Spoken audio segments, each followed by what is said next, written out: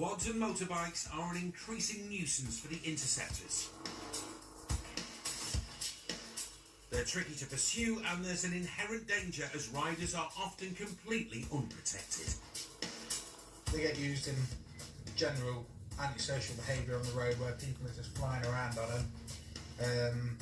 And they do quite often get used by criminals when they're out committing offences.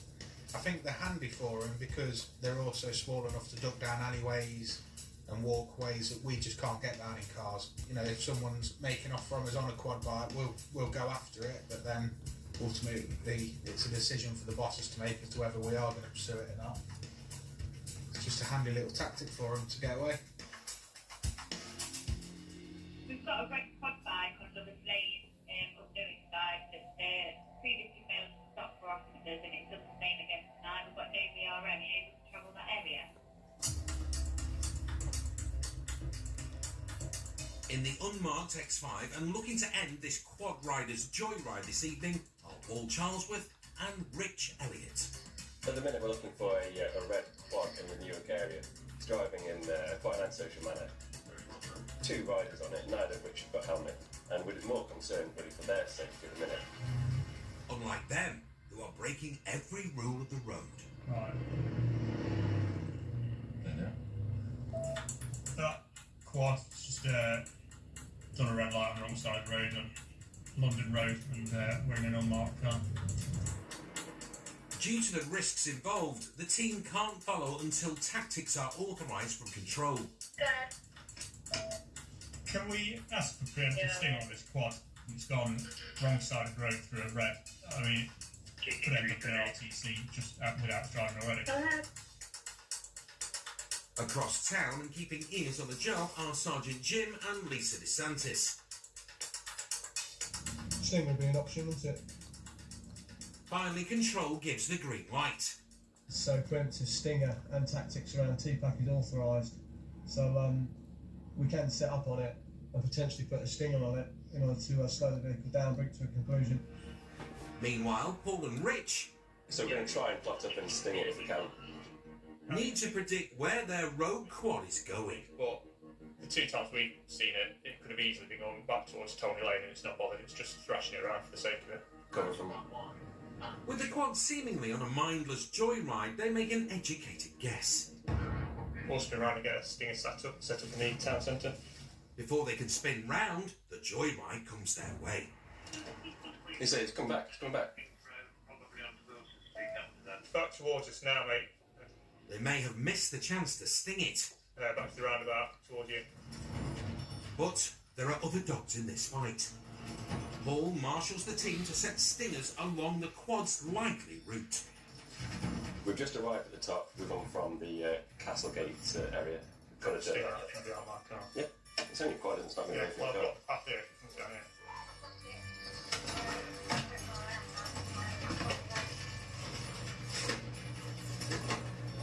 With the X5 blocking the footpath across the bridge, they set up a spiky surprise.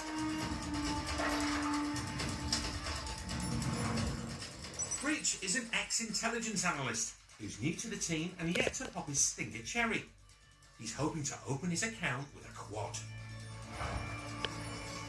But it's not to be. The riders have been spotted ditching the quad in some woods nearby. There's a runner, I think it's been decamped in the woodlands, runner towards Tony Lane, back towards where the OS officers are on Trent Bridge. It's now a foot race in the woods, with cops hot on the heels of one of the suspects. Through the park, the bridge that the Teddy Millgate, continuing across that bridge. Yeah. As Rich and Paul race to intercept, Lisa and Jim are zeroing in on the chase. Yeah, he's down here. Keep going. I know where the prison is. Yeah, down here. Yeah, we're in. They're just in time. He's just past us.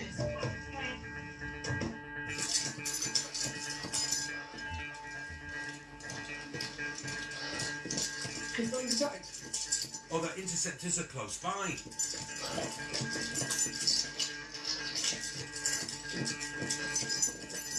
His joyride and fun run are over. You've got to take.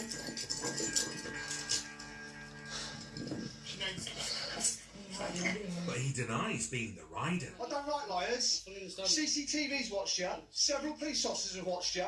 Don't take me for an idiot. I'm not taking you for an idiot. Jim gives him a piece of his mind. Mate, riding quads like that kills people. How busy is it around here with pedestrians and kids at the weekend? Fully understand that. Yeah? That's how people die, mate. It's people like us that have to come and scoop up people's brains off the roads. Mate, I'm only, please don't scream and chat, please. I'm just asking nicely. I understand what I've done. You're asking nicely now? I understand what After I've done. riding a quad like that? I understand what I'm not interested, mate. As Paul arrives, the lads led off, but he's made his mark. Who's run so hard, he's been sick on the floor. He's a teenager, riding around like an idiot.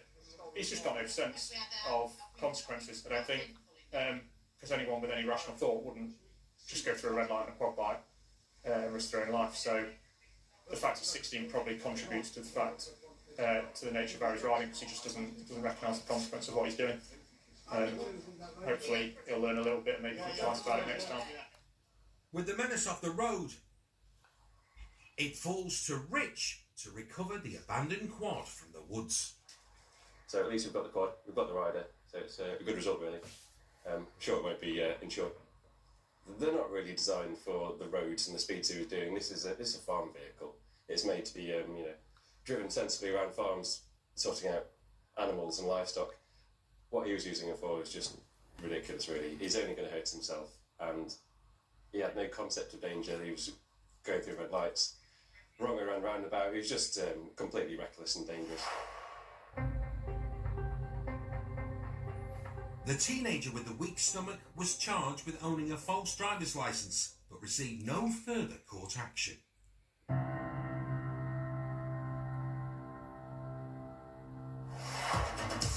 Still to come. Does Dad know you got a car? No. That's the word for a young driver who doesn't have a driving licence. Fix it to my car. It's gonna kill me now.